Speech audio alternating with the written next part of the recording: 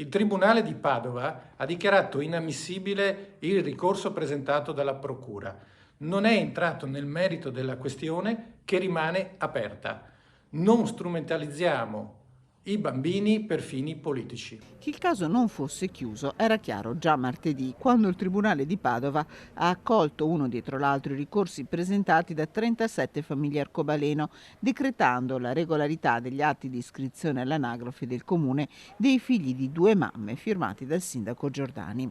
Ad averlo chiaro tutti gli attori della vicenda, a partire dal comune di Padova, che torna a chiedere che l'iscrizione dei figli di coppie omogenitoriali sia regolata da una legge della Repubblica. È un po' sconcerta che siano le singole amministrazioni, i singoli tribunali a uscire su ogni caso singolo. È evidente che questo evidenzia la mancanza di un quadro generale, quindi di una legge, e speravamo forse anche che ci fosse poi la richiesta di un pronunciamento da parte della Corte Costituzionale, che darebbe addirittura un parere addirittura superiore. Sappiamo che a seguito di questo ci potrebbe essere un appello, come è già avvenuto peraltro a Milano con un caso analogo, quindi sappiamo che siamo ancora nella bufera. Nel frattempo, come già dichiarato dal sindaco Sergio Giordani, le iscrizioni, che non si sono mai fermate, vanno avanti. Noi siamo andati avanti perché nessuno ci ha mai detto di non continuare, quindi noi ci siamo sempre rivolti alle autorità superiori e nessuno ci ha detto dovete fermarvi, per cui noi, per coerenza con quello che abbiamo sempre fatto, se lo riteniamo giusto, continuiamo a procedere